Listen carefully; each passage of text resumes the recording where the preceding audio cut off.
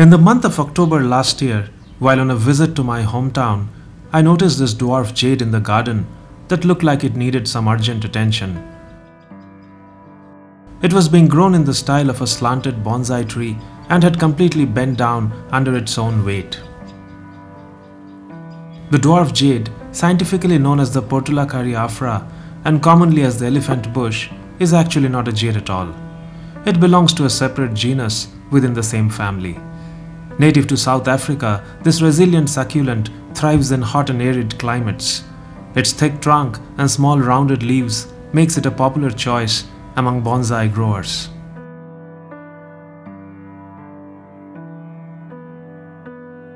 Now let's get back to our tree. I realized that the canopy must be pruned down to take off as much of the weight as possible. But before I could do that, I had to remove the wiring that was previously used to shape the branches.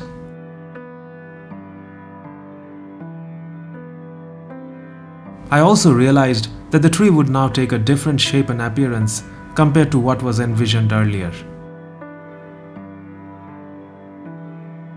I decided to go for a hard pruning to make it lighter. That would lift up the tree and help it get back in position.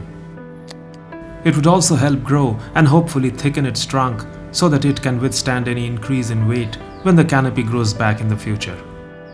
The pruning, however, cannot be rushed. I slowly worked my way into the tree, starting from the outer branches. I need to consider all possibilities before taking decisions on which ones to clip. The clipped branches would be saved and used to start new trees.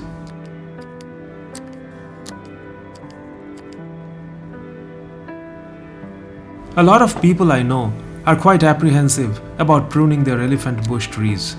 They think they would spoil the look or damage it in the process. But that is not true.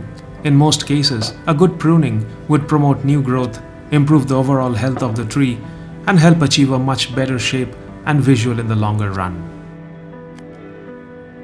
Going slow with the pruning helped me decide the branches I want to retain on the trunk.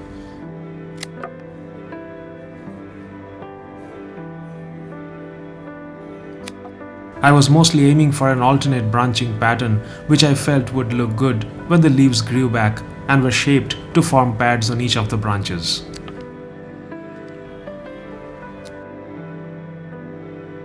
The prune tree was given a good watering and left to do its own thing.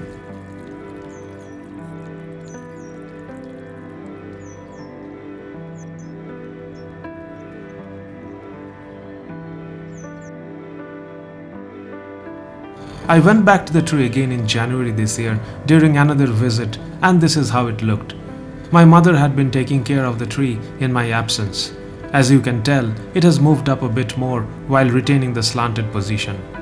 New leaves have grown, and overall it was coming together very well as I could see. I clipped off all the tips to promote multiple branching.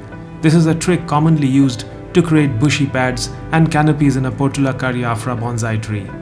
The process is continuous and one needs to keep doing it during the growing period to maintain a good looking canopy.